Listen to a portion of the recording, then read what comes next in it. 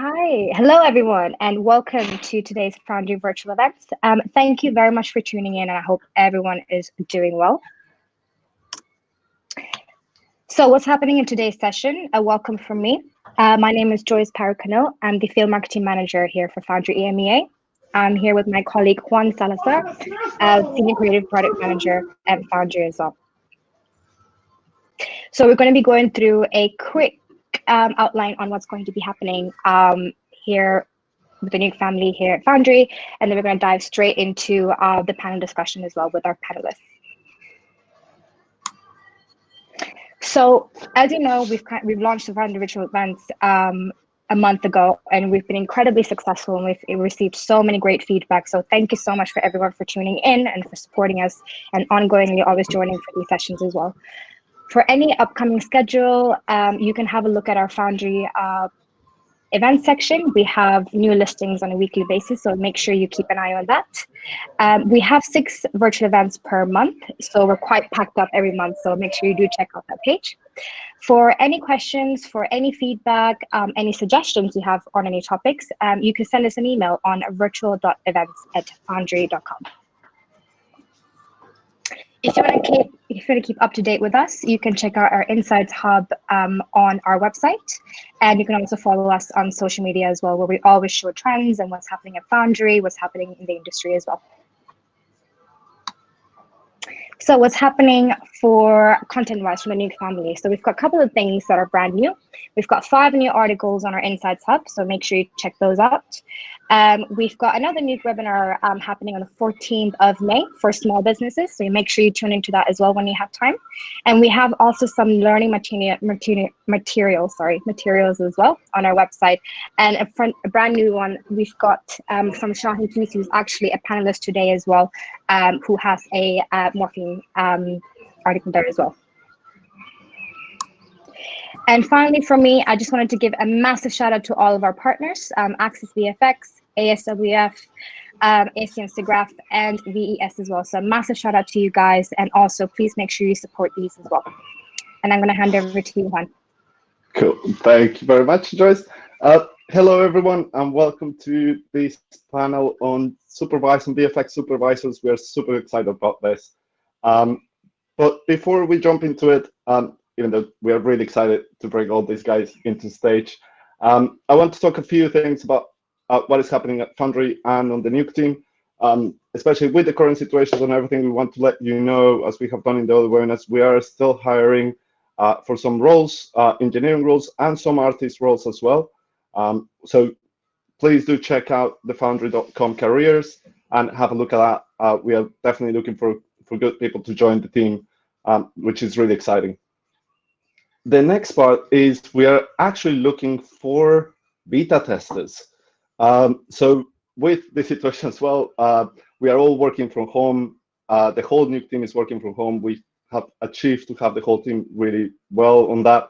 But still, there is some areas that we really want users to start testing, and knowing that you have a little bit more time being at home, we are really looking for new beta testers. So we have put the link there. We will post it in the chat as well for you guys to be able to pick it up. So please go fill the form.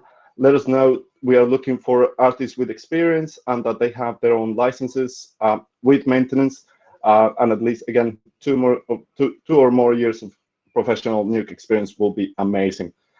So please do apply to that.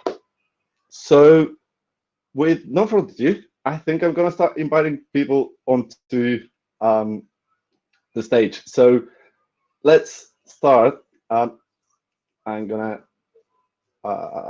show me. I'm going to stop this. And the first person I'm going to invite to the stage, if this lets me, there you are, is Lindy Quattro, VFX supervisor from Technicolor. So, hello. Hello. I'm gonna share. 2 seconds. Sorry. There's too many clicks on this thing. There you are. Sorry. Welcome, all right, Lindy. So, thank you. I'm a production visual effects supervisor. That means that I work directly for the production. I'm the overall supervisor on the shows that I currently work on. Obviously, my career didn't start that way. I was always into both art and math and science, but I didn't really know about this industry when I was in school. That was back in the early 90s, and the industry, of course, was much smaller then. But I double majored in art and computer science at Berkeley, and then I went and I actually worked at Intel for 6 months and kind of hated it. I was working as a programmer and I was like, this is not fun. I need to find something that's more creative. So I went back to school and I decided to get my MS in computer graphics at USC. And it just so happened, of course, USC is known for their film school. And while I was in the last semester of my MS program, this professor from the film school came over and he said, hey, we're starting a brand new major in computer animation, but most of the applicants that we're getting so far don't have any technical background. They're not programmers. We don't have any coders. And we're really trying to come up with a balanced class. So if any of you guys have a portfolio and you think you might be interested, you probably have a pretty good chance of getting in. And I thought, well, my older brother had applied to the film school and not gotten in. So I thought, well, this will be really cool. I'll apply. And then if I get in, that'll be like something I can lord over him. So called my dad and I was like, what do you think about paying for one more degree? And he's like, no. So then I called my mom and she's like, all right, I'll talk to dad. So she talked him into it.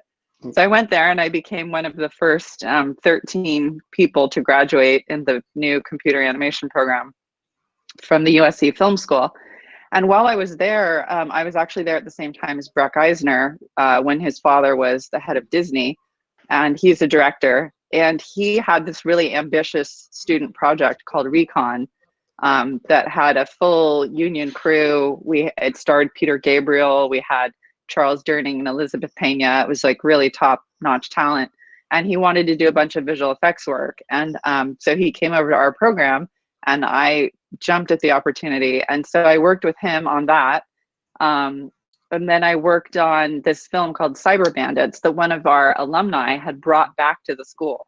And we worked for free for class credit doing effects work. So by the time I graduated, I actually had 2 film credits, which was, I think, really important in getting my first job. I also had 2 internships while I was in school. And again, I think internships are a really good way to get experience because nobody really wants to pay you when you don't have any experience. So you kind of have to figure out, how are you going to do something beyond your like 2-minute student project? And so I was lucky enough to be going to school in LA, and I got an internship at RGA LA where I worked on Mortal Kombat. I actually animated, lit, composited the whole deal. I did the scorpion character that came out of the hand on the original Mortal Kombat. Brilliant. And then I actually had a night internship at the Sony High Def Center where I worked on this film Rainbow that was written, directed, and starred in by Bob Hoskins. Not a box office smash, but again, by the time I graduated, I actually had 4 film credits. And when I went to get my first job, that was primarily what I used to build my reel. So I went and worked at what we called Wabbit, which was Warner Brothers Imaging Technology. And then that shortly turned into Woods, that was Warner Digital Studios. And then shortly after that, it closed. So that was a sort of a relatively short period, but almost 3 years with Warner Brothers. And one of our sort of famous projects we worked on during that time was on Eraser. The sort of bad guy company was called, it's called Cyrex, I think. But when you said it with a Texas accent, it sounded like Cyrex. And apparently there is a company called Cyrex in Texas. And so they brought a lawsuit right before the film opened. And so we had to go through the whole film and turn all the X's into Z's so that it was Cyrez, so that they wouldn't get sued over the movie. So we worked for like 96 hours straight, turning X's into Z's on every badge, every building, every window. It's crazy. Anyway, then I went to ILM, and I'm from Northern California. That's where I am now, in the San Francisco Bay Area. And so it was great for me to sort of move home. And I took a job as a technical director. And when I interviewed with them, when you work at smaller companies, you kind of do everything. So I was animator, lighter, compositor, everything. And when I went to take a job with ILM, they said, do you want to be a TD or do you want to be an animator? And I was like, well, I want to do both. And they were like, no, it doesn't work that way here. You have to pick. And I said, well, which one gets to be a visual effects supervisor? And they said, well, it's usually TDs. And I said, okay, then I want to be a TD. So that's basically why I became a TD. And my specialty was effects work. I did particle effects primarily. So I did a lot of, I think the very first thing I did at ILM was a test for the mummy character, sort of being created out of dust. And then you can see on my slide, these aren't all the films I've worked on, but these are kind of the highlights and the best known ones. And the reason why I listed first project with Scott Farrar, first project with Joe Letteri, is because these are the guys that really mentored me. And so I did, I think, 5 projects with Scott Farrar, 4 projects with Joe Letteri. I did 3 projects with John Knoll. And they were really the ones that sort of gave me the opportunities to move to the next level and sort of prove myself. So those were significant films for me. I also put my personal milestone. So I got married during the Mars. Minority Report is the first project where I worked as a sequence soup. That was with Scott Farrar. So that was another project I had done with him. Peter Pan was the first time I got bumped up to a CG soup. That was also with Scott Farrar. And coincidentally, I also had my first child on that one. Son of the Mask, I actually went into labor at work, but I had to finish writing my notes that I had written this program to do the taffy roadway that sort of rippled and broke apart. And it was kind of a complicated setup. And so I was writing notes for the person I was handing it off to. And then I'd have a contraction, I'd have to stop and then continue typing my notes and then stop again. It's like, and then the next day I had a ton of emails like, where's Lindy? She's supposed to be in this meeting. I was like in the hospital with my baby. But, yeah. Well, that's a good excuse. Yeah, exactly. Triple X State of the Union, that was significant to me because I was the digital production soup, and I don't know if every company has this title, but it's sort of what used to be a CG soup. It's the sort of the overall pipeline technical and creative supervisor. So you're sort of right below the visual effects soup, but handling kind of internal creative and pipeline issues. But that was the first time I got any on-set experience. That's why that was significant for me. And it wasn't long. I was on set for a couple of days, but it was a huge learning experience. I mean, being on set as a supervisor is completely different from being an internal supervisor. So big learning experience for me there. Chronicles of Narnia, that was the first show where I was promoted to associate visual effects soup. Again, that was another project I did with Scott Farrar. And we were nominated for an Academy Award on that one. Evan Almighty was the first time that a movie I had supervised on that I personally was in the bake-off, meaning I was one of the 4 names that was on the Academy list. So that was my first time presenting at the bake-off. Rush Hour 3 was the first project that I supervised by myself. Mission Impossible, Ghost Protocol. Again, we were in the bake-off and I did all the on-set supervision for that. Pacific Rim is probably the film that I'm best known for at this point that got kind of the most, publicity. Nominated for a BAFTA on that one. And we were in the bake-off and we won the Hollywood Post Alliance Award for that. And then Downsizing was the last project I did with ILM. And then I left and I went to MPC, which is, under the Technicolor umbrella. And because my job is as a production visual effects supervisor, I actually may cover an MPC show. I might cover a Mill Film show. I might cover Mr. X or Mikros because they're all under the Technicolor banner. And I, cover all those shows. So I only started at MPC actually it was the very beginning of 2019, and before I had even signed my contract, I was on a plane on my way to London to supervise Dora. So it was that fast. That's good. Yeah, it was fun.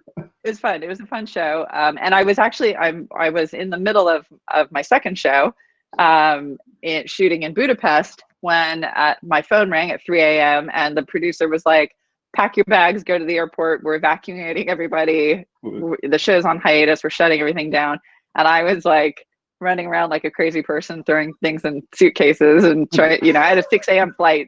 He woke me up at 3 and I had a 6 a.m. flight, and I had, camera gear, and I was supposed to be there for 5 months. So I had 6 giant suitcases of stuff. I mean, it was crazy. But came home, and now we're on hiatus. So hopefully we'll go back sometime this year, but we'll see. Cool. Well, I'm sure we'll all get back to it at one point this year. Eventually. So before I move to the next person, I'm going to bring into stage.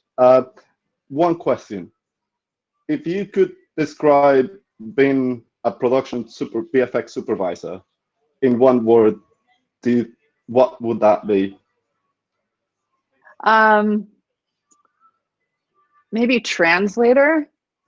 I think a lot, or translator, or possibly like a communicator. A lot of my job is taking in information from all the different department heads, from the studio, from the director, and kind of interpreting everybody's vision, and then passing that information on to the internal visual effects teams, kind of in their language. Because what you find is everybody sort of speaks a slightly different language, and sometimes when a director says something, they don't mean exactly what they're saying. They're trying to solve a problem that they haven't correctly identified.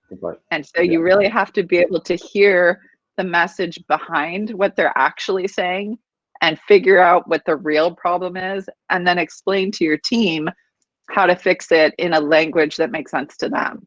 So for me, a lot of it is sort of translating between all the different parties. Cool. Awesome. Thank you very much. So with that, I'm going to bring another person into the stage. This time is Shaheen Toosi, VFX supervisor and VFX designer. So I'm going to invite him into the stage. Did I invite him? There you just welcome. Transitioning to VFX supervisor. Not quite there yet. I know this is supposed to be about me, but Lindy, I love Mortal Kombat. Thank you. I heard they're doing a remake, so yeah. How do I take it from there? Wow. Okay, so funny enough, I studied digital modeling and animation at school, and I couldn't really get a job as an animator, so I was working in a computer shop. So what I did is I was just running out looking for jobs that's not working in a computer shop, just anything that's close to my field. And at the time, Framestore were advertising for paint and roto artists. Now, funny enough, Chris, is one of our panelists, was doing the test for the rotoscoping artists. So I got in there as a rotoscoper, and naturally as a freelancer, what you do in this career, I stayed a year at Framestore. I was working on Children of Men, rotoscoping a vagina for 6 months for that birth sequence, which was traumatizing, to be honest. And then I jumped to MPC, and I was just working as a paint and roto artist.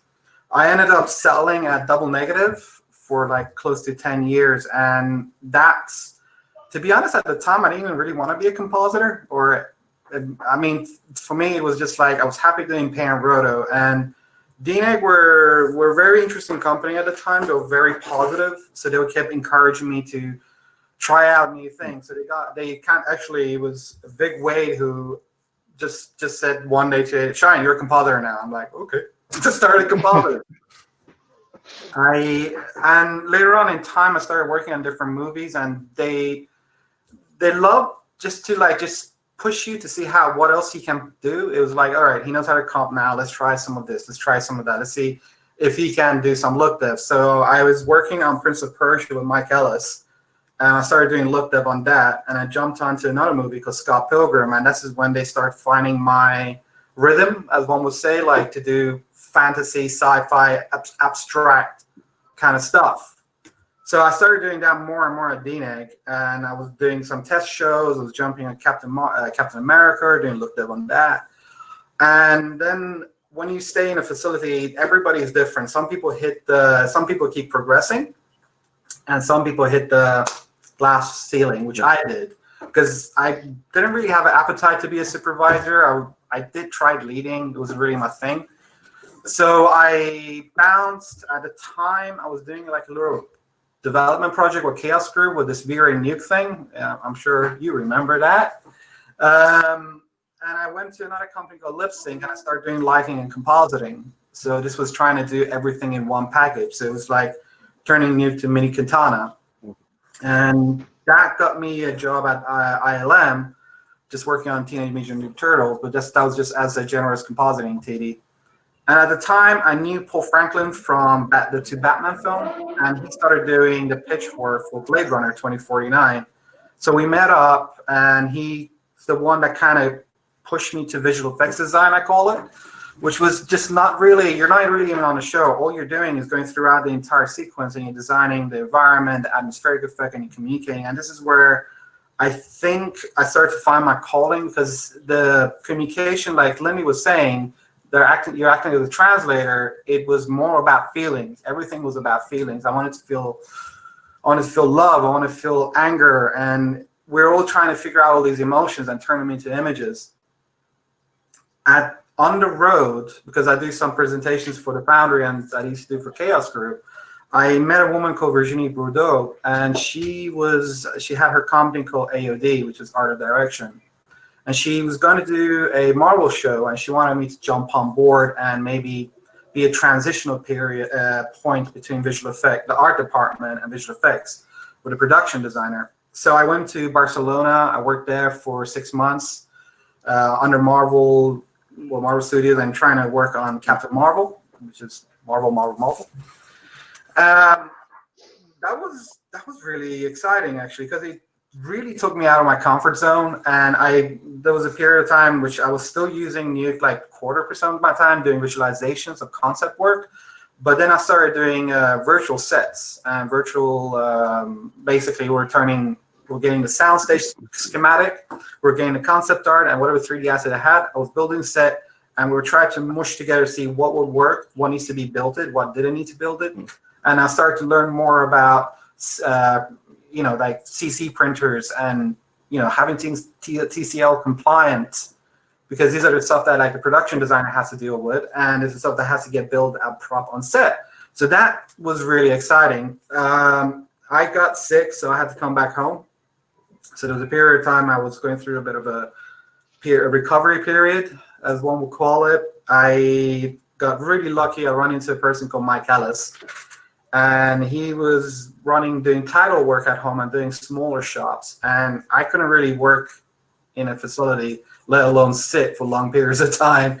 So he started to support me to work from home. He was mentoring me in like basics of visual effects supervision on set. So we were working with this company called Ember. They were doing like visualizations for like architectural projects, going on set, learning about motion control cameras, setting up for those kind of stuff.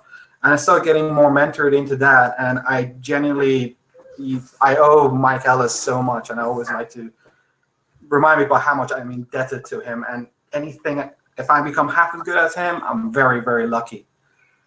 And Mike actually helped me to get a job on a movie called Aeronauts. I got introduced to Matt Tinsley, who referred me to Russell and Miranda Jones. I know the production designer in that. And I came in as an in-house artist for Amazon.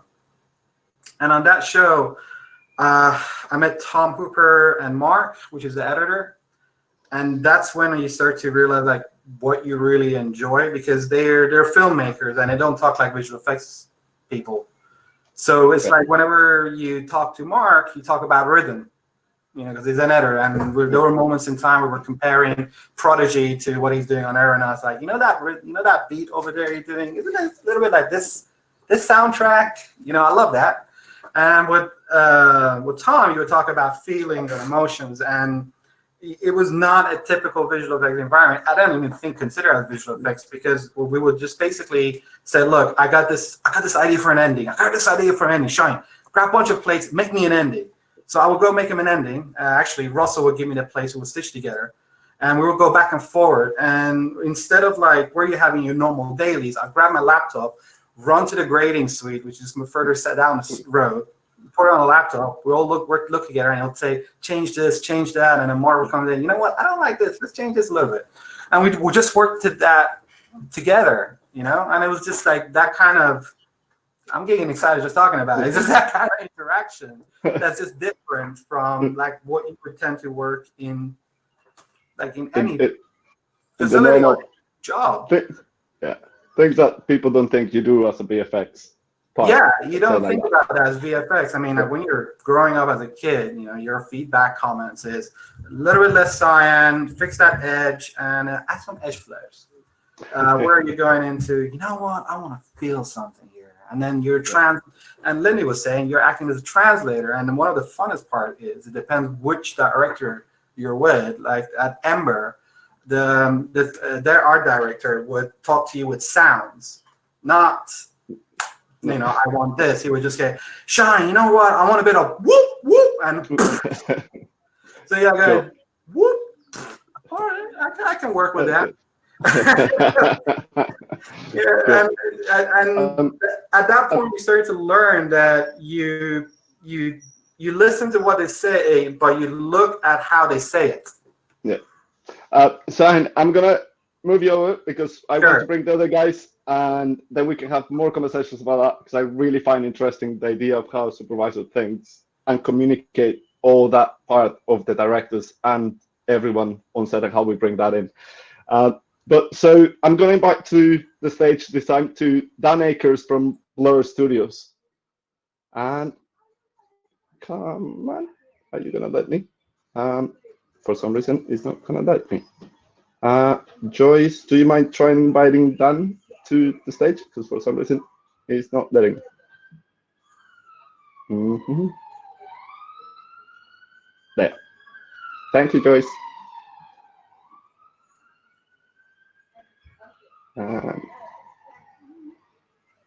There we go.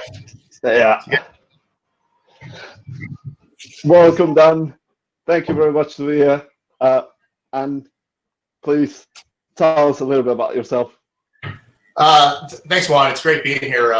You just always love these Foundry events. My name is Dan Akers, VFX supervisor with Blur Studio.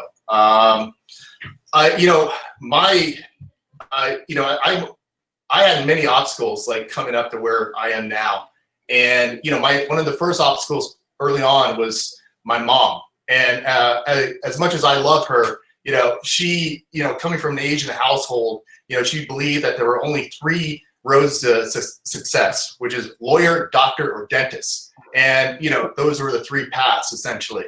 And none of those really interested me. And because she felt like being an artist was the only way was I was going to be a starving artist and live under a bridge essentially. So that was the picture in her head. So I did go to, study law for a little bit and then realized it just wasn't in my heart. And so I dropped out and then went in this circuitous route and then, found that I just needed to do art, and then ended up at the Savannah College of Art and Design, where I studied film and computer graphics. And I immediately knew it was like the right move. And from the time I was in kindergarten to all the way through high school, I had won art awards all the way through. So it was something that was just very natural and passionate to me. So it was just a natural move, and I was there for 3 years, and literally 1 month before I was about to graduate, I took my entire portfolio and my reel, getting ready to interview, and I stepped out one night with it because I was going to help a friend out to just basically reformat his computer, and stepped out late night, midnight, out of my apartment and walked down the street and completely deserted. And I saw this slow car kind of creeping by and turned, the corner. And as I turned, this guy immediately came out the car with a gun and held me up. And not only did he take, everything I had, but he took my portfolio and my demo reel at the time. And, he said, turn around, I want everything. And he took my bag and, I was there, and then he said, now just run. And then I ran, and then he actually shot in the air, while I was running. Now, thankfully, I was unharmed, but it was one of those things where, my years of work was all down the drain. I was like, my portfolio, my reel, and I had a month ago, I had $100,000 worth of student debt that was, there. And, now all I could hear was my mom saying, I told you so, so it was like, but, these are kind of situations of like adversity where, I kind of picked myself up. I kind of just put some things together, and I was able to manage to get a couple interviews. And one of them at the time was with, thankfully, CNN International. And I met this creative director that saw a lot of potential in me, especially like the fact that, I was both a designer, I could animate, and then I could kind of I was this jack of all trades. And he was honestly looking for someone that could like really help rebrand the network. And, at that time, the biggest competitor was the BBC, and he really wanted to sort of like take that step up. And so I went in there, and then I said, this is what we need. We need like $500,000, just to kind of get the software, hardware programs. And he kind of like just let me loose for 2-3 years. And I helped rebrand that network, from top to bottom. And, it was sports programming, networking, and it was a great time to sort of, just see how things work like in a breaking news situation, high tension, stress, and how people operate together with, from the anchors all the way to, just the set operators and, just the communication that happened on a very fast paced situation. But at the same time, I was able to sort of like learn a bit of the trade, learn these skills, and put a reel together. And the next thing I got a call from Rhythm and Hughes saying, hey, we really like your reel, and we've heard a lot of great things about you, and would love to sort of invite you to work on Scooby-Doo too. And so that was kind of my first gateway into the film business. So awesome. That's amazing, and a great story also on adversity, especially for people that is actually finishing school at the moment, to tell them to understand that in these adversity times there is always something that will come up later. So that's great to hear from your experience. Go ahead, Juan. Sorry. Yeah, no, got it. And I'll invite. I was going to invite Christian, but please. No, I was just going to say, it's really about persistence, and it led me into the film, and then where I went to, ILM, and then I was there at DD for a long time, and then obviously now Blur. So, but let's please invite the next person. So.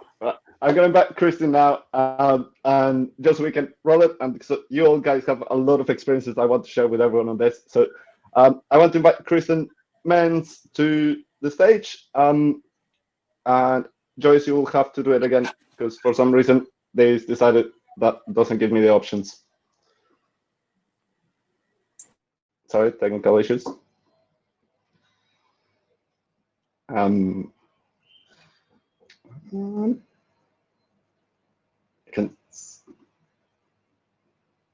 Dan, Christian, join us. You can tell us a little bit. You have been at Blur since 2016, doing an amazing job. What would you like to highlight from your time at Blur? I think one of the great things about Blur is just the content we create and the stories, and then just we're not just a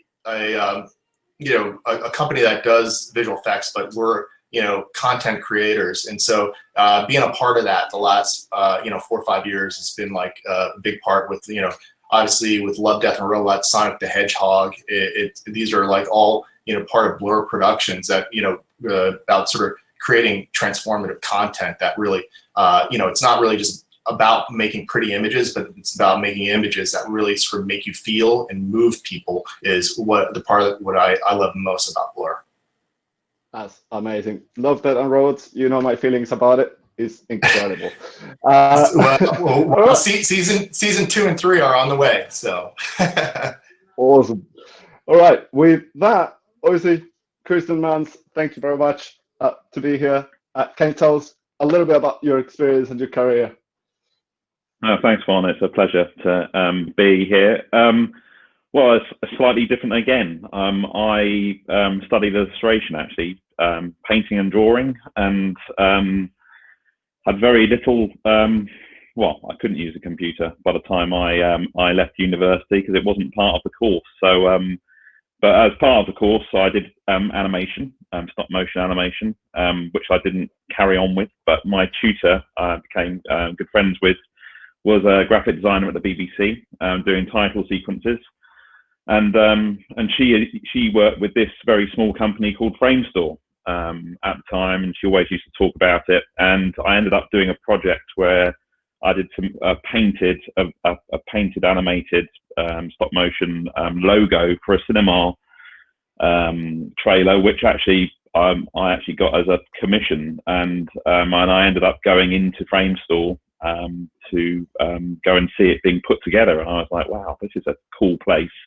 And, you know, I'd grown up loving film, TV. It's probably my first love, you know, things like, you know, obviously Star Wars and Doctor Who, etc., etc.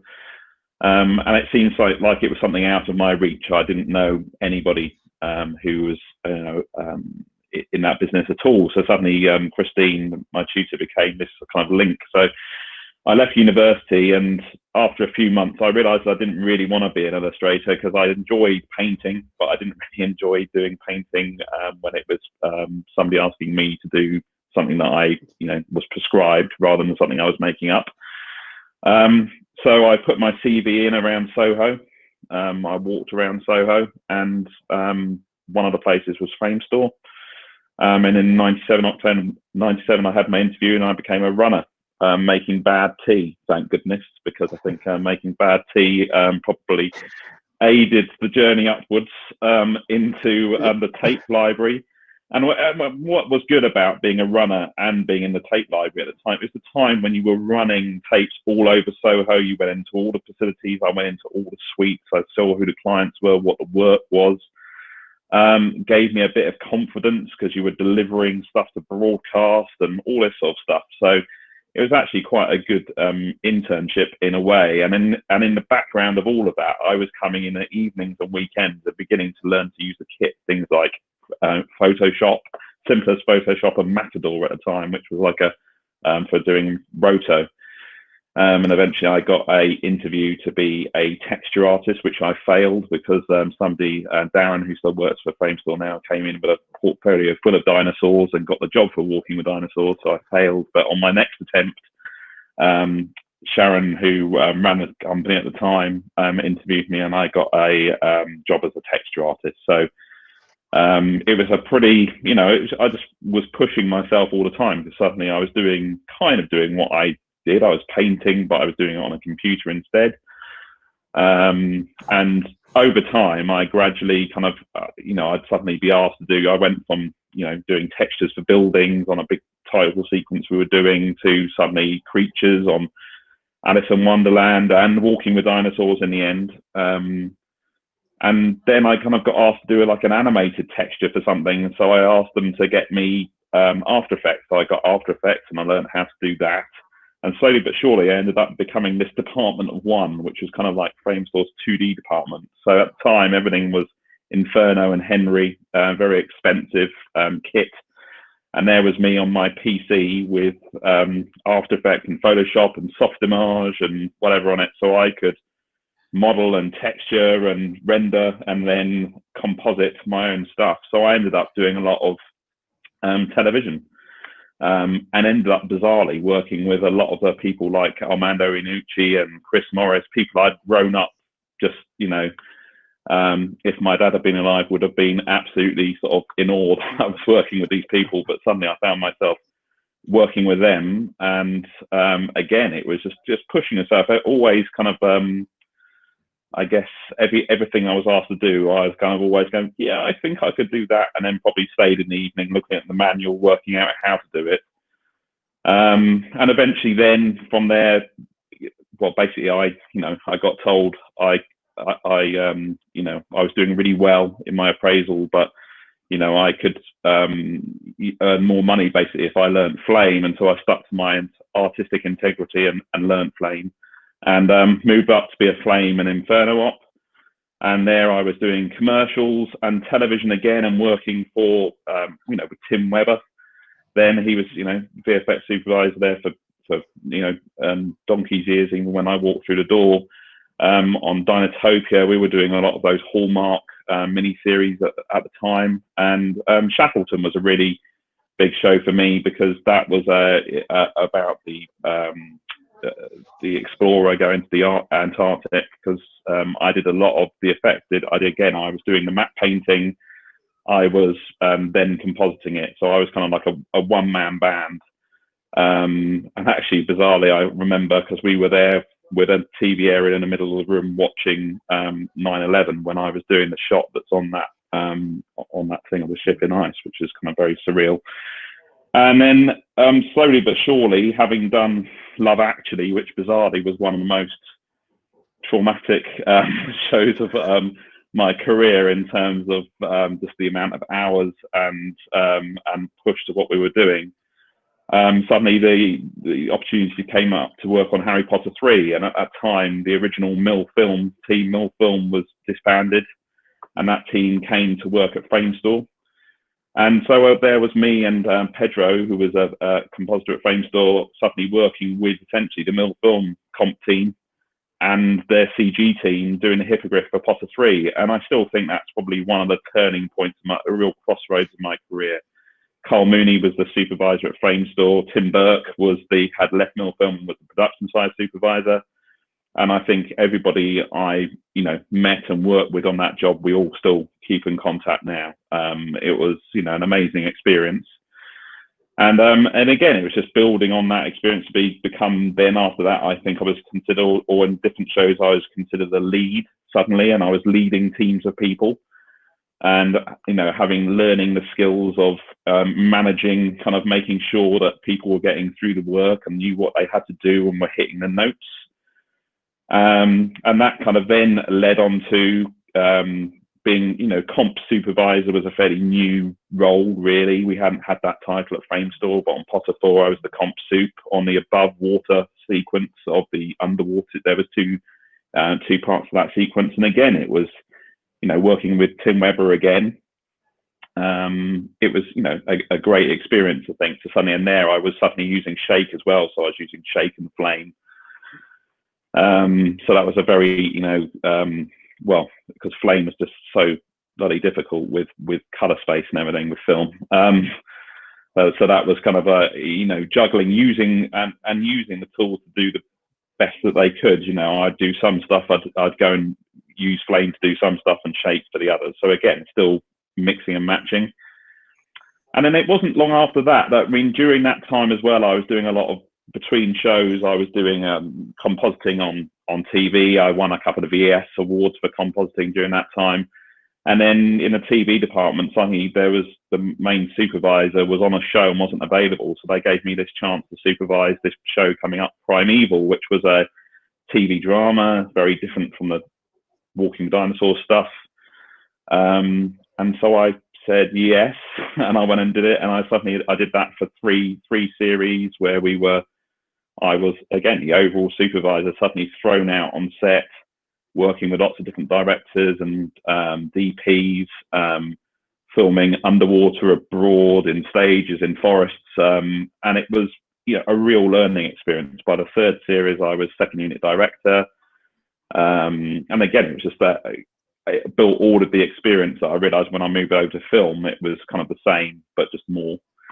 And then in between that, I was doing different things. I got to, I was doing bits on other shows as well. So we were kind of supervising. I was supervising a whole bunch of TV. I was like the sole supervisor for that.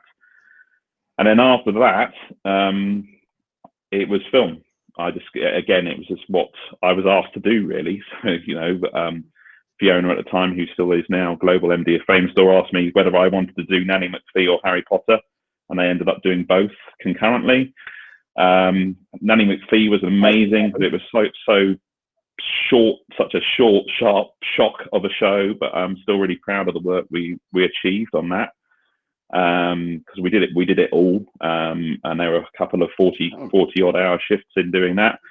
And then doing Potter 7, doing the Dobby and Creature work, which we got Oscar nominated for, was amazing, really, to hit that sort of level of work. That still looks great today, I think. And working with key people at the company who I still, got to work with on later shows.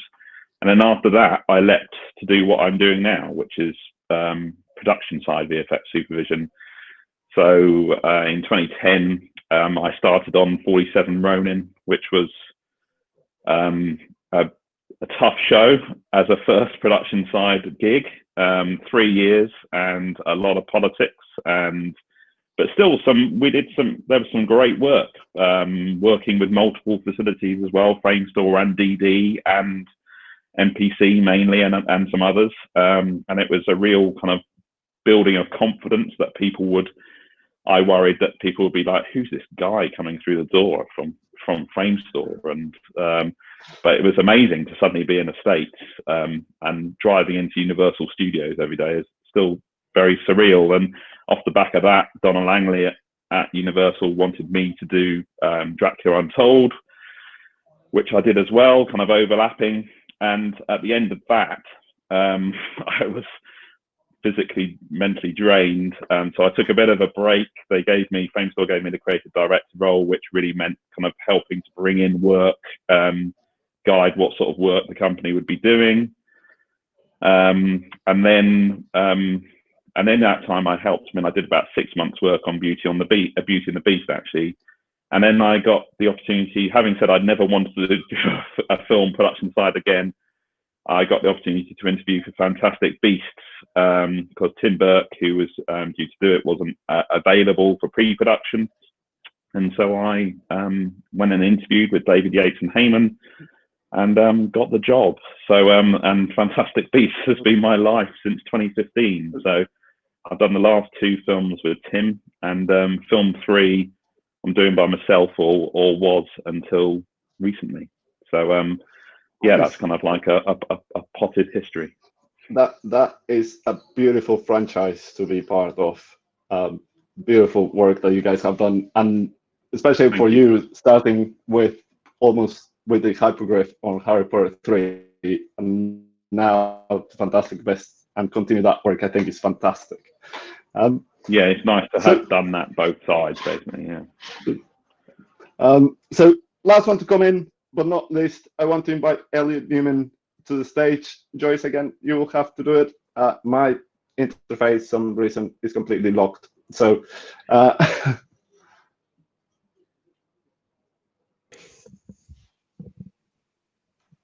Can you guys hear me? Yep, all good.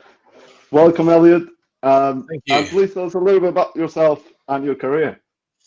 Well, I'm my current role is at MPC. I'm actually working within the new episodic division. It's brand new for us. Having come off supervising on The Lion King. It's kind of interesting hearing all your guys' stories, really. It's fun to sort of see all the differences and like the backgrounds we've all come from.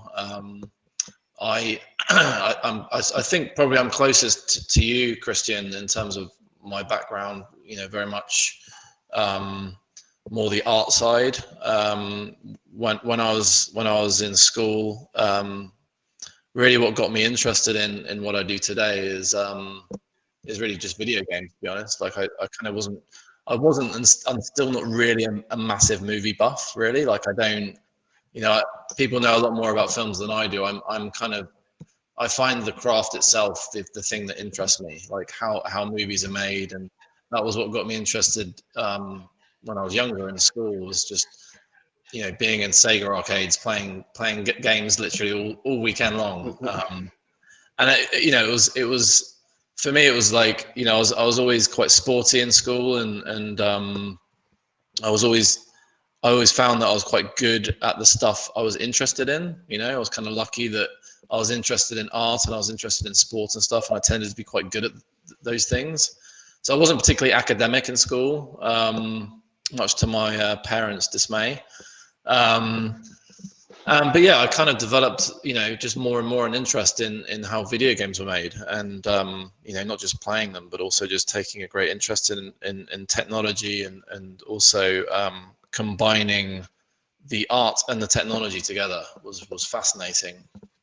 And I had like a version of Photoshop 2.5, I think was the first version I got my hands on an old Mac, and remembered like just playing around and just doing my own things, little doodles and whatever else. And then it kind of just expanded. I was like, okay, well that's Photoshop. What how do I make a model? And I remember by the time I was kind of in sort of the later stages of my secondary school, I was in my woodshop classes. I would be like mocking up what I wanted to build in 3D first.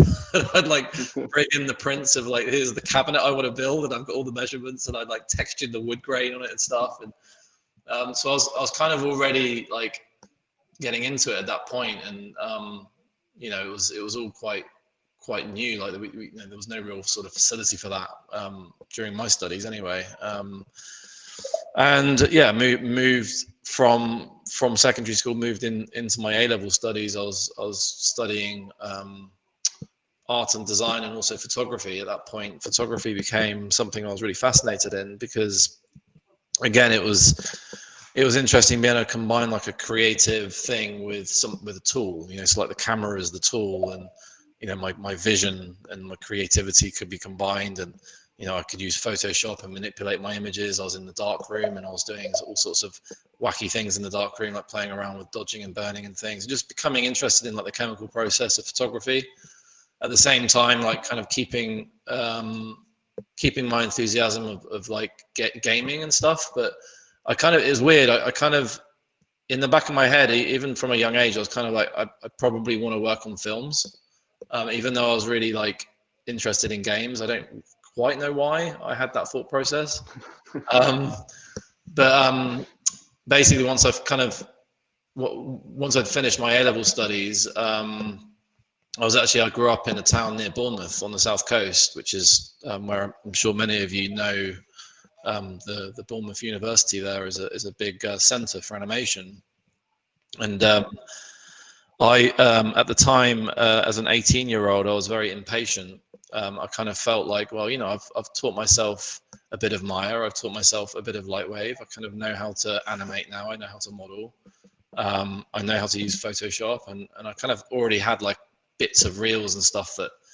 So I was kind of like eager to start the university course, but I had to do a year of art foundation before I was allowed on that course, which to me at the time, it felt like I was just repeating what I'd already been doing for 2 years.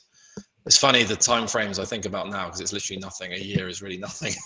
but that was like a massive problem that I had to do this thing for a year, and I didn't realize how lucky I was, really, just being on the south coast, and you look back and you kind of think differently. But I think it worked out pretty well for me in the end, because I found out about escape studios, and they'd only just started at that point. They were very, very fresh, and it was cool because it was very targeted. It was very focused around learning 3D software, which I thought was kind of perfect for me, because again, I was very impatient.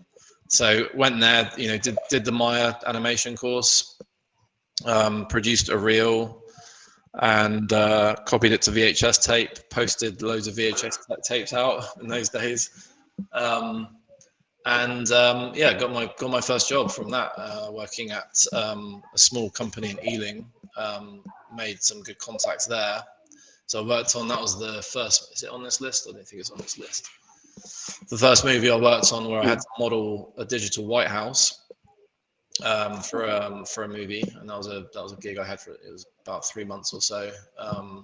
And then I worked at Pinewood Studios, which was a really great experience, because I was there when they were filming Charlie and the Chocolate Factory. I was in the next building, and I discovered that there's a company called the Fake Chocolate Company, who's the CEO must have been really happy they were making Charlie and the Chocolate Factory, because they literally had truckloads of fake chocolate just turn up on set. It was incredible. So they were shooting that at the Bond stage, and I was actually in the Kubrick building, for those of you who know Pinewood. So I was working on Captain Scarlet, At that point, it was Passion Pictures and DNEG. Then some interesting things happened on that production, and I kind of felt after about a year it was time to move on. So applied and had some contacts at MPC at that point. So that with 2004 or 2005, something like that, was when I joined MPC, and I've been there since. You know, been very fortunate to work on lots of great productions. I've had, you know, I think creatively probably nearly every role that exists at the company, which has been quite fun. So I've kind of seen like, you know, I've been exposed to a lot of different parts of the business. You know, creatively, I've ran you know, been a department HOD, I've been a lead, I've been an artist, I've been supervisor, CG supervisor, visual effects supervisor. After my stint on Jungle Book as CG Soup, I was actually head of CG for the facility at London. So I've kind of had a really great sort of, you know, experience within the company, and I've seen a lot of, you know, the management of teams, the expansion of MPC, you know, the growth over those years. Like when I started, it was, you know, maybe 2 floors. And at the peak on Lion King, we were, you know, the production size was something like 1,200 artists just working on one show. And we got to a point where, yeah, like on average, we were kicking out 10,000 shots a year as a company. You know, I look at this and we were freaking out at 500 shot shows back then, you know, like that's an enormous project. How on earth are we going to do it? It's like, now it's like, oh, it's only 500 shots. Oh, okay, it's pretty small, you know. So it's kind of, you know, it's been a great experience. And, you know, again, like, you know, this episodic thing is brand new. There's a lot for us to kind of establish, you know. It's kind of fun to go from, you know, the film workflow into episodic. I think it's definitely, you know, a big part of our futures, you know, streaming and episodic and the introduction of all these different services, Disney Plus, Apple, Netflix, you know, Prime. So these platforms I think are really important, and I think it's going to be, you know, an interesting ride for the next, you know, however long I'll be on this project I'm on now. Cool.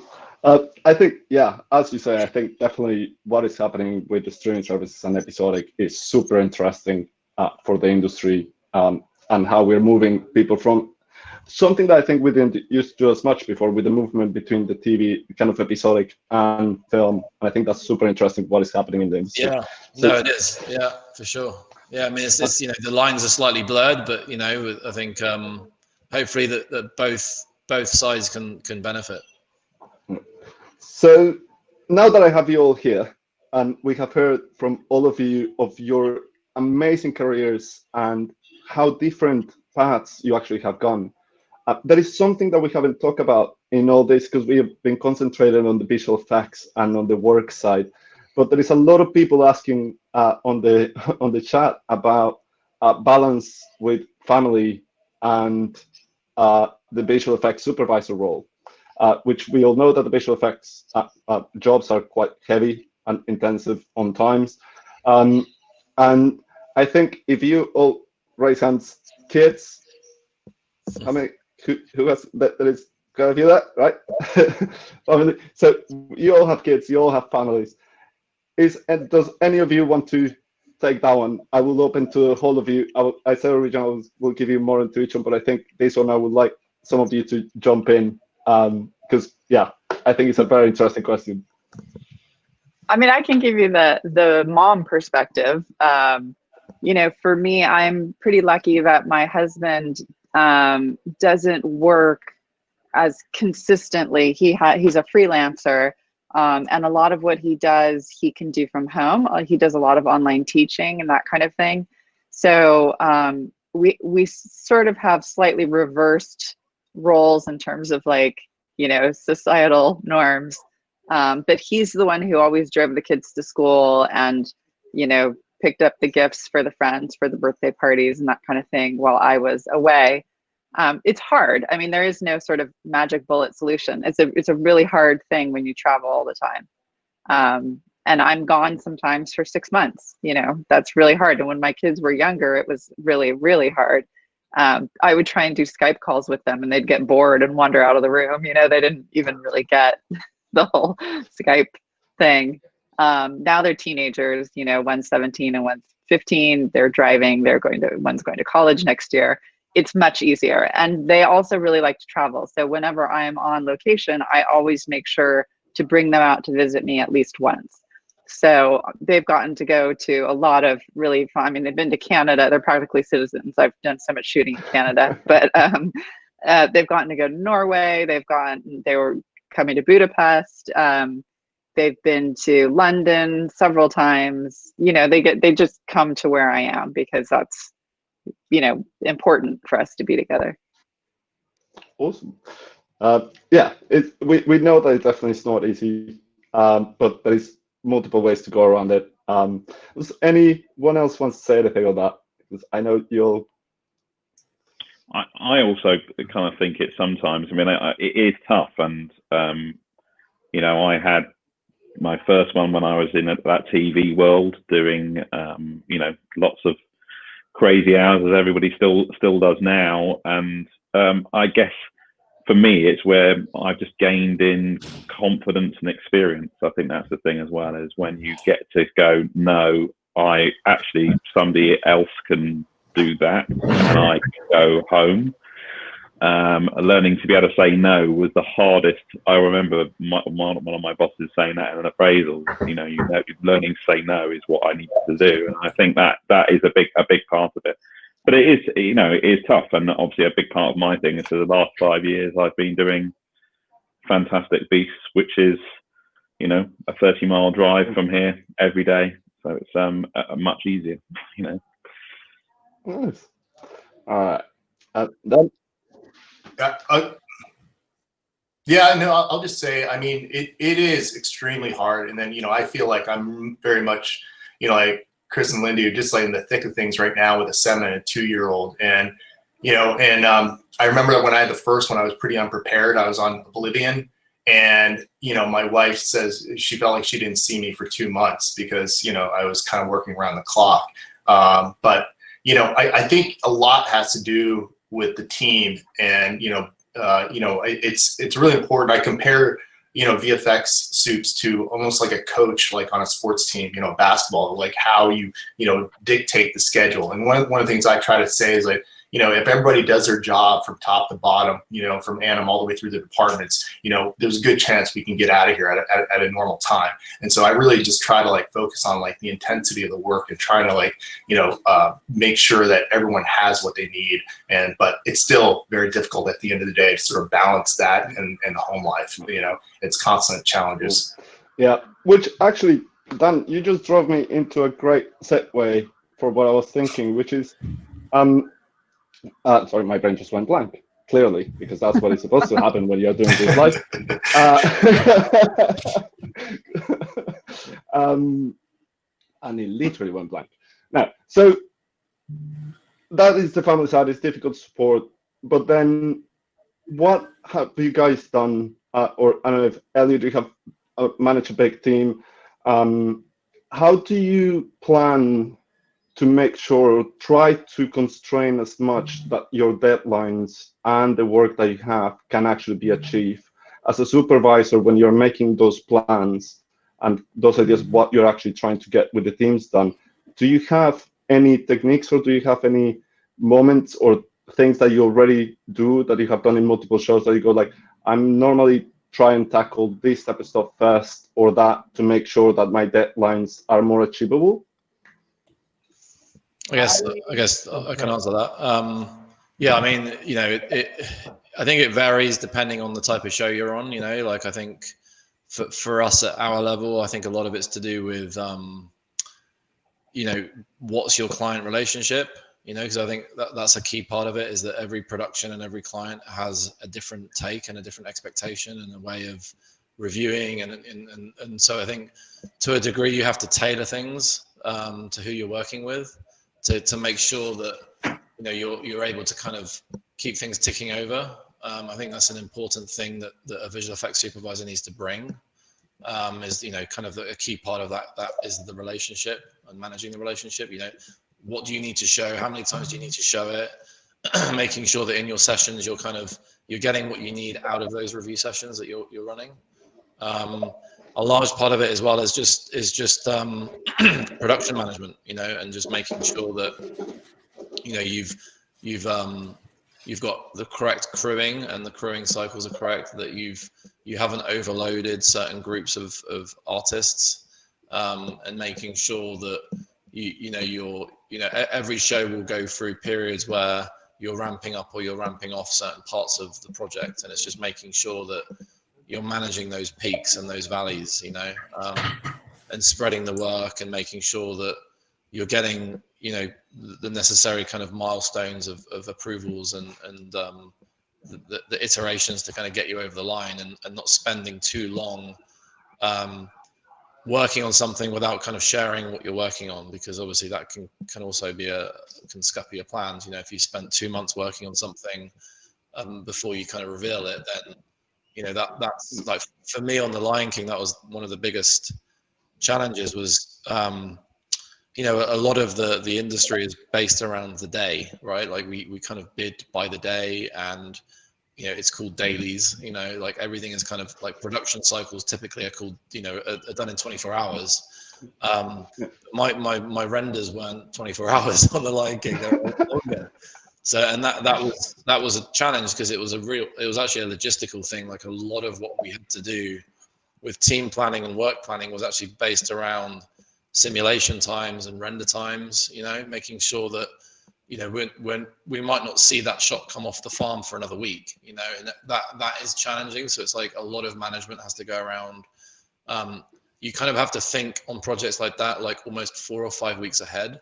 Like you have to predict the future a little bit to know that if you're going to put a note in there on a shot, how is that going to impact your schedule? Because you could be sending your whole project back by a factor of weeks, not you know, a simple note could literally send you back a few weeks.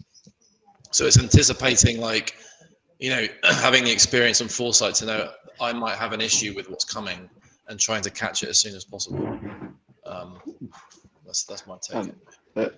Shahin, did you want to say something? I saw you jumping for a second, but I don't know. Oh, yeah, sure. No, well, I mean, I got a little bit of upper hand because I'm around the editorial, so I know exactly what's going on. I was multiplied by 1.3 to create a little buffer, and I go through this. I just basically scout out to see what's happening in the edit, and this is where I kind of spot, okay, they're not sure about this sequence, but they are sure about this sequence, and start to like manage sequences and shots going, we can get these out a lot faster because they're pretty sure about it. This is the part that we need to kind of hold back a little bit because that edit's going to change a lot. So that's when you start trying to balance those workload. And then you just constantly have to keep an ear out to hear like how things are changing. What kind of feedbacks are coming from the studio? What kind of feedbacks are coming from your cast and crew screening? Oh, no, sorry, wrong one. Friends and family screener. And cast and crew is a bit late. Friends and family screener. And get a relative idea of what is going on. And that's like, you know, okay, this is where I'm going to put all my energy into that area. But this area we're pretty safe, and then we know how to manage that. And yeah, he's right as well. You need to have consistent shots. And I follow my mom's rule on this one: is do all the easy ones first, and then slowly build. And then so you have 5 easy shots and 1 hard shot. You give them all, so there's a consistency in number. The moment people don't see things, like if you don't have a turnover, and they're like, why are we not seeing? That's when people start freaking out a little bit. Yeah.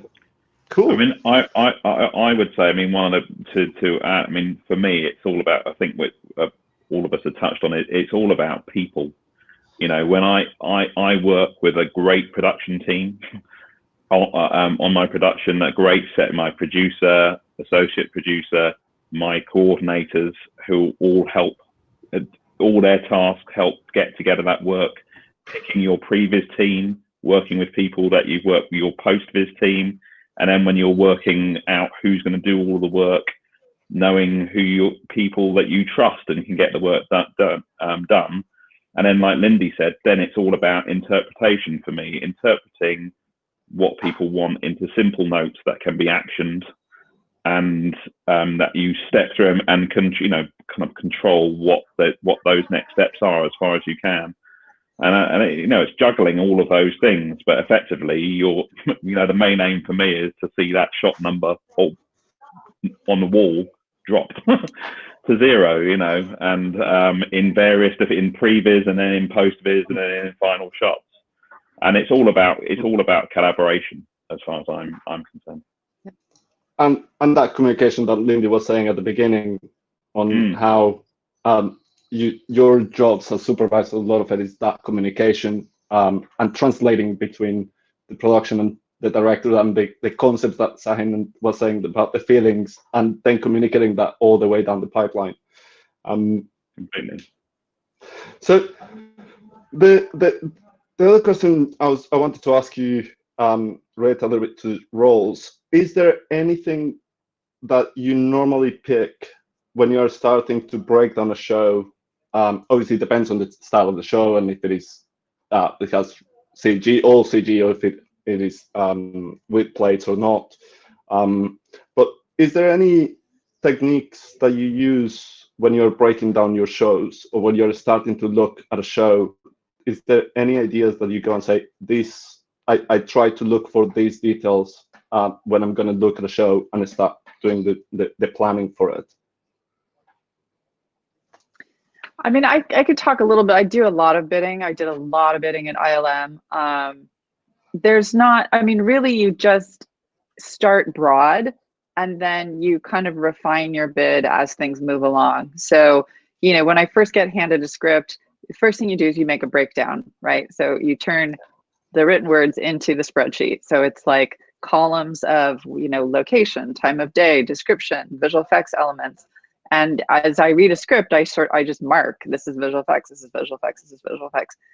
And then when you put it into the spreadsheet, you know, we have some general rules of thumb, like we assume 5 seconds for an average visual effects shot, and we assume a minute a page for a script. So that means your average script page has 12 visual effects shots. If it's an action sequence, the cuts are going to be shorter. There's going to be more shots. If it's a love scene, it's good. There's going to be fewer shots. It's good. They're going to be longer. So there's, you know, little things that you just sort of pick up as you do it that help you build the spreadsheet. And then once everything's entered into the spreadsheet, you have to start figuring out how to assign dollar cost to everything, right? And we generally start pretty broad, like this is an easy, medium, or a hard shot. And it's either a 2D or a 3D. And maybe that's all you know, maybe that's the only division you make. As you get into it deeper, we call that like a ballpark bid or a back of the napkin bid. It's very rough. It's not, you're not going to award at that, whatever that number turns out to be. But in round 2, when the studio comes back to you and says, okay, you know, we want to keep talking about this, we have a little more information, you probably have a call with the director, you get some questions answered, then you can go back into it and be like, okay, it's not, you know, instead of easy, medium, and hard, we're going to do simple, easy, easy, medium, medium, medium, hard, hard, difficult, impossible, never been done before. You know, you break it down, or you get to the point where you're actually bidding every single individual shot, but you don't do it all at once. You start like this and you sort of chop it up finer and finer. Yeah. And I think on the, you know, the production side, I tend to think that you initially, for me, when you start a job, it's all about the creative. It's about what we could do. Yeah, so a lot of spend times a lot you're of backing into it. All the inspirations and all this. and then eventually you work into the how are we going to do it, and then you begin to do your, you know, your breakdown, which you'll hand out to all the companies who are bidding on it. Again, as Lindy just said, essentially in an easy, medium, and hard, very hard, really, really bloody hard kind of categories, so that we kind of get a ballpark idea of where we think we are money-wise. And then you start engaging with who you think is going to do the work, and go from there in terms of the how, you know. And obviously the collaboration with all of the department heads on the film. So yeah, it kind of, that's how, you know, how I, you know, tend to plan. And then obviously once you get into, you know, post, it's all about trying to get the hardest stuff underway quicker, because you know, one, know that it's going to take longer, and 2, that they're always going to want it in the bloody trailer, the hardest one. So you want to get those rolling earlier. And it's, and again, it's just communication. No, it's always it's always the thing that's previs that they want for the trailer. So you kind of so you're just always kind of building that process with who you're working with, and communication all the time. You know, I always say I don't want anything to be a surprise to me. If something's a problem, I'd prefer to know it's a problem, because then we can deal with it and manage it, rather than find out something's a problem the day before delivery, you know. Yeah. And a lot of times with bidding, your technique is determined by the budget. You know, there's sort of the ideal way of doing things, and then there's the way you can actually afford. Yeah. So you start off bidding it with kind of the ideal thing, and then you sit back down with the studio people and they're like, yeah, no, that's not going to happen. You know, here's the number you actually have. And then you go, oh, okay, well, for that number, we'll have to do it this way. And you'll have to change the shot like this, and you'll have to eliminate this character. And, you know, because that's the reality of making most movies. Yeah. Yeah. So with that, actually, there is another big question that is going on quite a bit on the chat, and it's about, what do you do when you really are getting to a deadline and you know you're not going to meet it, or you see that it's an issue, that you're going to have a problem with that deadline. So how do you manage that time, and how do you advise for someone to manage with their team or with their client to manage deadlines? Panic, run away. So I don't know, Dan, you have worked on really good shows. I know you have a really good way of dealing with stress and stuff. Any advice on how to deal on those cases when you know that how do you communicate a little bit of that on those situations that the deadlines are approaching and things are not quite there? I blur. I think we always had to meet the deadline, or else I think Tim Miller would kill me. So, you know,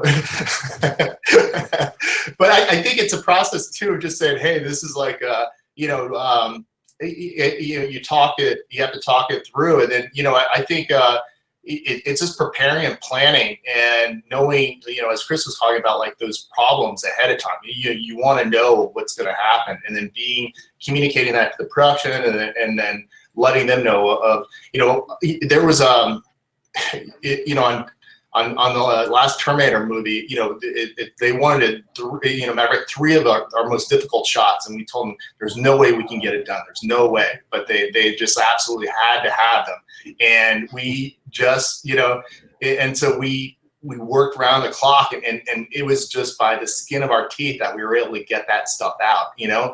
But, you know, the production is never going to, they're going to want what they want, and you just have to sort of like figure out a way to sort of push through, whether it means more resources, and so it's just a matter of sort of preparing, and, you know, it becomes a stressful situation, but it's like you said, you know, it's a matter of sort of, you know, as VFX soups, figuring out ways to alleviate that tension, especially, you know, with the group. So I can't even tell you how many times, like, you know, I've had artists sort of question themselves, like if they can do it, like, so I've had many walks around the block, and it's one of those things that you have to like really kind of get the best performance out of every artist, and it's also a matter of like just kind of coaching them up and saying that they can do it, you know. Cool. So we're approaching the edge of the time, unfortunately, which is very annoying, because I would love to sit down with you guys for ages talking about all this. We should definitely do a part 2 if you guys are up for it. But yeah. before we close on today, I would like each of you to tell us a little bit, very quickly, something about what do you do now as a VFX supervisor that you never thought you would do, but that you actually enjoy quite a bit now in your role? Let's drop it on Elliot for the first one. That's a tricky question. I like when people get me coffee in the morning. That's kind of cool. I don't really know if I have a perfect answer to that. I think you know, what's fun for me is you know, I'm in a slightly, I suppose to a degree anyway, in a unique position, because I feel quite well ingrained with the company that I'm in, you know, the facility that I'm in. I have a pretty decent working relationship with everyone that, you know, for a number of years, and I think that's nice to be able to know that you know, when I talk to my crew, I can kind of talk to them in the context of I've been where you've been before, you know, like I know where you're coming from. I can kind of talk the same language, you know, and I think that's kind of been a benefit to me, having come from the positions I've come from is quite good. I think maybe as the years go on and the more detached I become from the reality of production, maybe that'll change, but it's quite nice to feel, you know, that I can approach supervisors or artists or leads or coordinators and feel like, you know, I can actually help them and assist them at any level. That's kind of been, that I suppose that's been a part of the job that I didn't think, you know, would be rewarding, but you know, actually has been quite cool to be able to interface with everyone really. Nice. Shaheen? Me? Oh, Excel spreadsheet. Oh. I never thought I would live in Excel as much as I've had in my lifetime. I know the feeling very well. There's a called Zara, and I call her the Excel queen because she's the person I always have to turn to. Do you enjoy them now? Yeah, slowly. It's kind of like painful at the start, you know, learning to walk, and then you get into it. I think the worst part is when you're trying to just like do simple thing like either insert a little screenshot into it and it doesn't scale properly. You're like, why?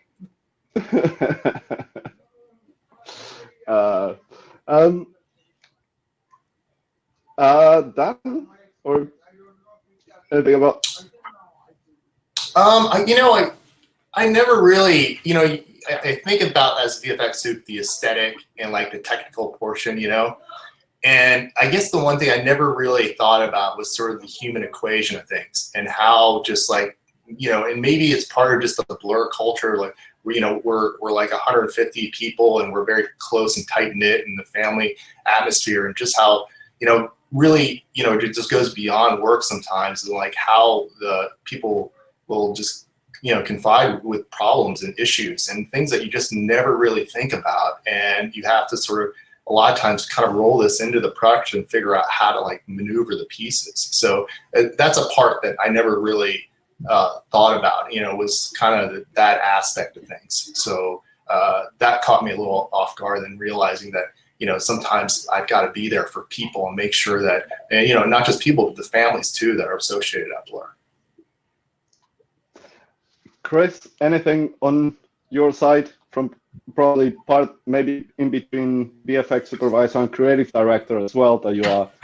Is there anything there? Well, I mean, echoing what the others have said, really. I mean, I've been, you know, I've grown up at Framestore. I've been, I spent literally half my life at Framestore. So, and in that time, I never thought. I guess the thing I do now that I never thought I'd end up doing is actually just that working directly with a director and with, you know, sitting in a room with Joe Rowling sometimes, you know, and you're thinking of ideas, creative ideas that end up on the screen. You know, you can, in all the films that I've worked production side on, there is stuff in there that you think, God, I actually thought of that. And I think having that confidence in your own ideas, I mean, that's one of the things I said. There are never any, well, there are some silly ideas, but generally there's never any bad ideas. They're just ideas, you know, and it's a very personal thing. But, you know, getting to do that, getting to, you know, direct little bits and things as well, you know, that's been something that I would never have dreamt of. As I said at the beginning, I had no clue how to get into this world before I started. So to be stood there calling cut on a crowd scene or something like that is amazing. That's incredible. Being able to be part of that creative process has to be incredible. At that moment that you see that final decision, still make it into the film. Yeah, definitely. Lindy, so to wrap it up, we started with you. We'll wrap it up at the end. You know, for me, learning sort of the camera side of everything was a total unknown. I mean, I had never anticipated that I would need to understand lensing and photography. That was a whole aspect of the job that I never even thought about. And the other thing probably would be the travel. You know, when I entered the industry, which I think was before everybody else, in like 93, it was LA. That was it. Like, you worked in LA. There was no London. There was no Vancouver. That, that was it. And I never anticipated that it would become so global. Most of the time when I'm doing dailies, it's funny because everybody talks about the coronavirus thing and, oh my God, working from home and the Zoom meetings and all this stuff.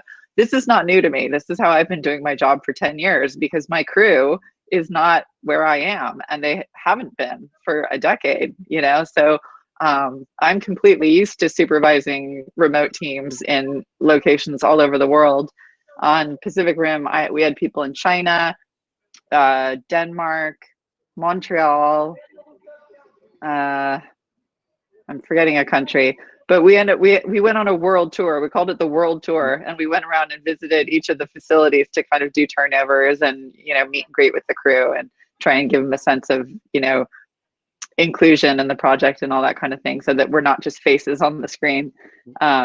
But it's interesting, the way it's turned from this sort of local Hollywood industry into this huge global industry, and really nothing is shot in LA anymore. It's bizarre.